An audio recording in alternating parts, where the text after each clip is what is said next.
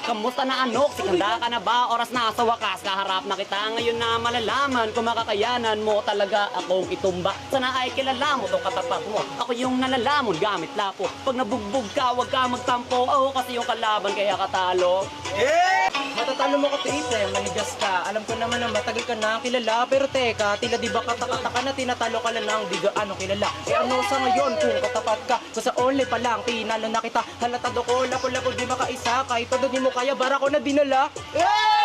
Sinasabi niya yung manigas, oy racist. Laban sa lapo ko matigas, oy ipis. Kala mo ba talaga, ikay makakaisa? Asa ka, wasak na, di pa nga nagumsa. Di pa ba, halata mo na dapat yung ngayon. Kaya ka na malalip, kasi alam mo baon. Kung dala kong patalim, tatama pa madilim. Malagay, magaling mo pala mag-ilusyon. Kala mo siguro panapos na, pero sige babalaan na kita. Anong ilusyon sa malagim, di makatama mga barang pilit mo tinugma. Kahit di na angko, pinipilit mo pa rin. Kahit di ka niya mahal, umaasa ka pa din. Lapo mo na matigas, kaya niya palambutin. Kaka-overthink mo, ikaw yung nagmalalim.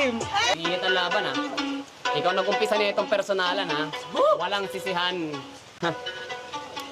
Personal umatake, huwag kang makampante. Pag ako kalaban, di ka makakaabante. Walang time para ikaw ay makarelax. Ba't ganun na bara mo okay na paparelax? Pero ayos lang, di pa rin naman maiiba. Ang resulta, di may iwas sa magiba. Ako ang kampiyon, laka na magagawa. Pagkatapos nito, iiwang kita na tulala.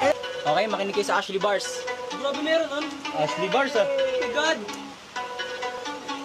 Meron kang nadama, pare okay lang yan. Sa isipan, di na balik-balikan. Alam ko naman kasi na siya ang dahilan nung nawala siya. Di mo napagadaan kung ikaw ang siya. Matanong nga kita sa puso niya. Nagkampiyon ka na ba? Aminado ka pa na mahal mo pa siya. Pero bakit iba na nagpapasaya? Time! Ayoko na! Ayoko na! Ayoko na! ML na!